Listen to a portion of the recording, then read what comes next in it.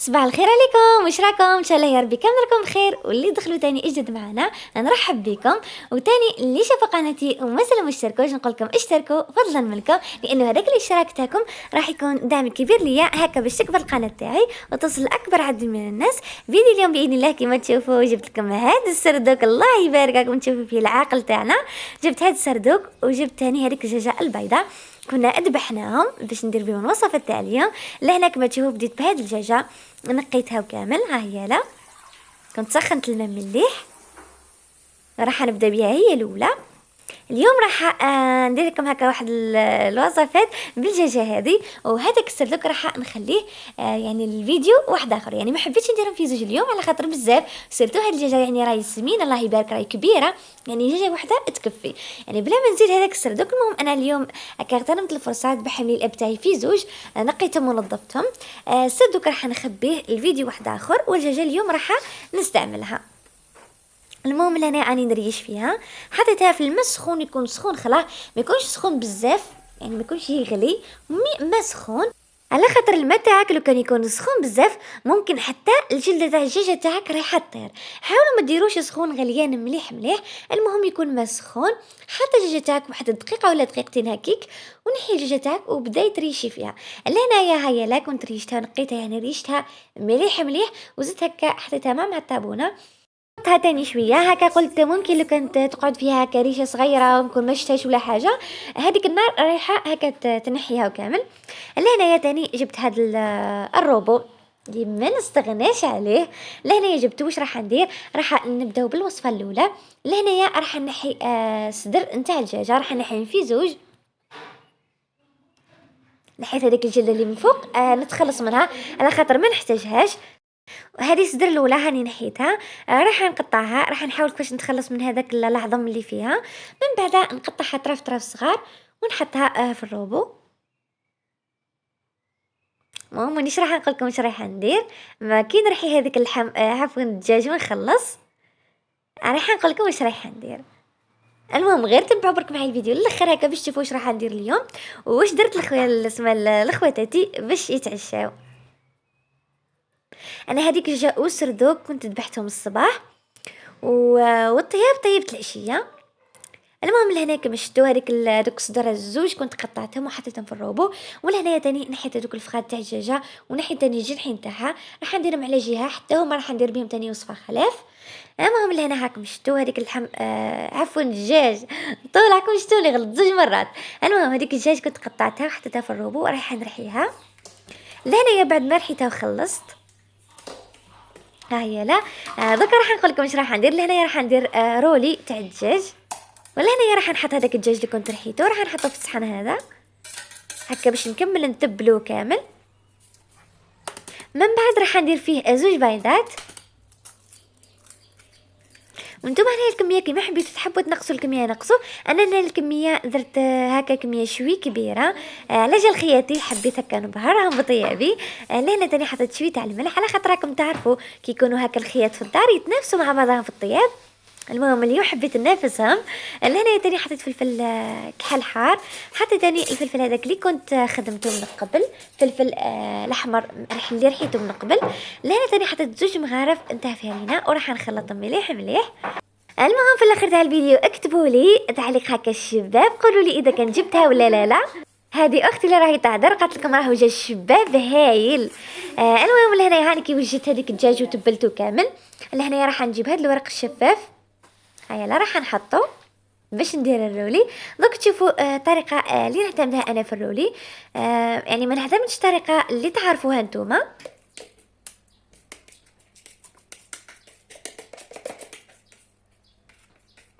لهنا راح نحط هذاك الخليط كامل ومن بعد نطرحه كما تشوفوا، نطرحه كما هيك بالطريقه هذه. من بعد راح نجيب الفرماج، نتوما كما تحبوا تحطوا فرماج ولا تحبوا ما تحطوش، يقعد على حسب الاختيار تاعكم نتوما.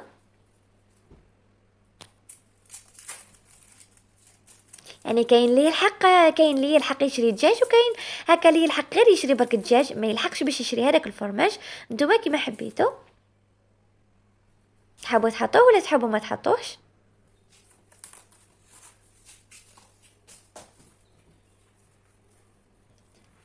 بعدها راكم تشوفوا هذاك الورق راح يساعد بزاف باش ندير هذا الرولي. لازم ضروري يكون عندكم هذا الورق، لانه لو كان ما يكونش عندكم هكا راح ما تقدريش تديري هذاك الرولي، يعني ما تقدريش ترولي، خاصه انه هذاك الدجاج راح يكون هكا يعني راح يكون رطب بزاف، ما تقدريش تحكمي فيه. ما تقدري ديري هكا ساشي برك عاديه، ساشي عاديه هذيك اللي نقضوا فيها من برا، ماشي شرط انك تشري هذاك الورق. يعني هكا تقدري غير بتدبيره سهله، يعني تدبري حالك وتخدمي الرولي هذاك تاعك. فقط لهنايا تاني راح تاني ندير مام هذا الورق، ورق الالومنيوم. وقبل ما نبدا نكوبريه بهذاك الورق تاع الالومنيوم، حبيت نعاود مره اخرى نزيد نلفه بورق الشفاف هكا باش تجيني سهله ونقدر نتحكم فيها. يعني قد ما زدتي لها هذاك الورق قد ما راح تتحكمي مليح في الرولي هذاك تاعك. لهنايا يعني نحيت من ورق الالومنيوم تاني،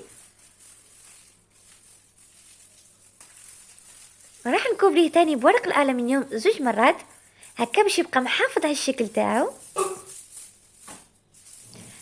كيما شفتوا هاني راح نزيد نعاودو مره خلاف، والمره الثانيه راح يكون يعني محكوم مليح هذاك الرولي هكا باش كي نحطوه في الماء. دوك تشوفوا الطريقه اللي نعتمدها، يعني ما راحش يتغير الشكل تاعو، راح يحكم لي نفس لافورم اللي خليته عليه، يعني اللي انا شكلته عليه. لهنايا تاني الوصفه الثانيه كنت جبت هذه البصله تاني، دوك تشوفوا واش رايحه نطبخ. جبت البصله هذه قطعتها كما تشوفوا، من بعد جبت الثوم تاني حطيته بلا ما نقطعه. من بعد جبت هنا التوابل اللي تحبوهم نتوما واللي يكونوا متوفرين عندكم. حطيت فلفل كحل، حطيت تاني مغرف تاع زبده كما شفتوا 2 مغارف يعني، ولكن هكا حطيت 2 مغارف يعني نص يعني مش مغرف معمره. نتوما كي تحبوا حطوا مغرف كامله كما شفتوا، انا حطيت نص مغرف. حطيت تاني حطيت تاني ورق الرند، وحطيت هنايا الدجاج، وحطيت مغرف تاني نتاع الكمون. تحبوا ما تحطوش كما حبيتوا، اللي يحب ريحته يحط واللي ما يحبش ريحته ما يحطش. وحطيت تاني الزيت، مغرف كبيره تاع الزيت، وحطيت الملح ونخليه يتقلى على نار هاديه مليح واحد المده تاع 15 دقيقه. ولهنا كما شفتوا درت الخبز حطيته يتقلى مليح على هذيك الطاوه. وجبت لهنايا كيما شفتوا جبت هذاك الرولي حطيته يطبخ في الماء. هذه هي الطريقه اللي انا نعتمدها في طيابي تاع الرولي. ولهنايا هاي لها هذه المرقه اللي كنت حطيتها، كانت قلات لي مده 15 دقيقه. ومن بعد حطيت لها الماء السخون، مرقتها بالماء السخون. صدقوني هذه الطياب تاع المرقه كامل باش يجيك بنين. حاولي في الاول انك تقليه مده 15 دقيقه، ومن بعد كي تمرقيه ما تكتريش الماء، وحاولي تاني تخليه واحد 15 دقيقه، ومن بعد عاودي زيدوا له الماء. ولهنايا هاكم شفتوا هذاك الرولي كما شفتوني وريته لكم. حاولوا هكا المغرف ولا فرشيط تضغطوا عليه، ومن بعد تشوفوا اذا لقيتوه باللي هكا يابس ثم تعرفوا باللي راهو طاب. لهنايا راح تبداو تنحيوا له هذاك الورق الالومنيوم والورق اللي حطيته من الداخل الورق الشفاف. المهم انا راح نقول لكم المده بالتحديد اللي طابلي فيها هذا الرولي.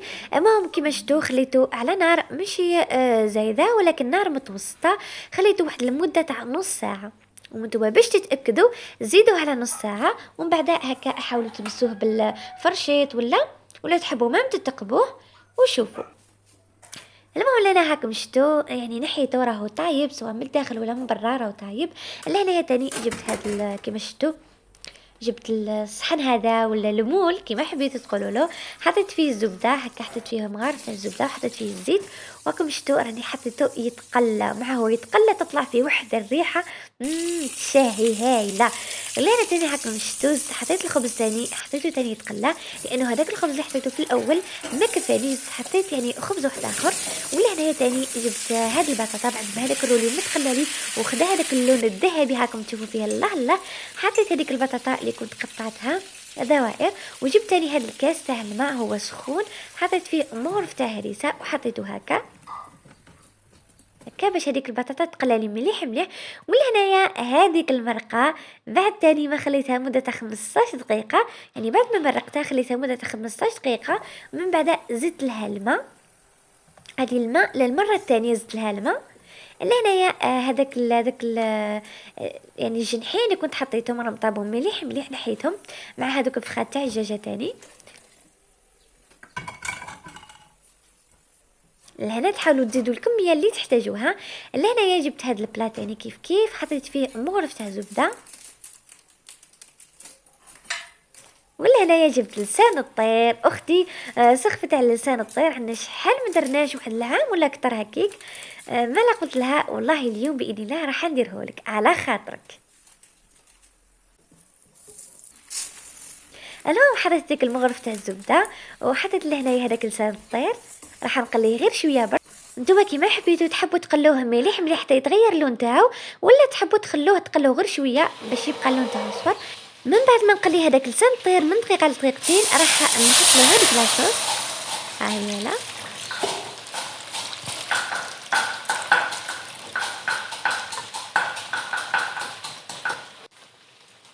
من بعد راح نبدل الكانون، رجعته للكانون اللي ملهيه ونقص له النار خلاص خلاص هكا باش يطيب على راحته.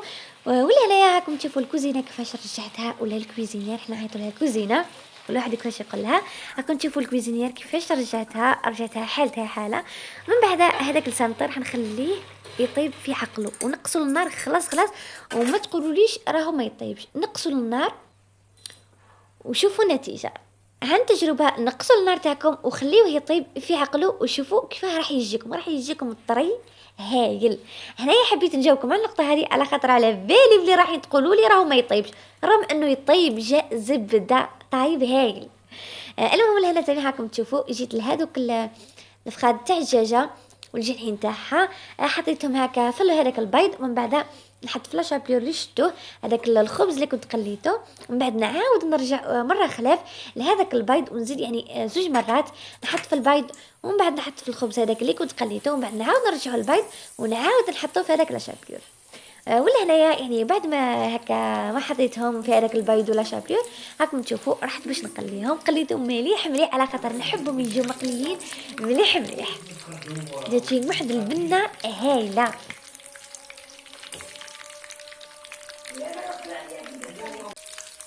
لا جاو هايلين.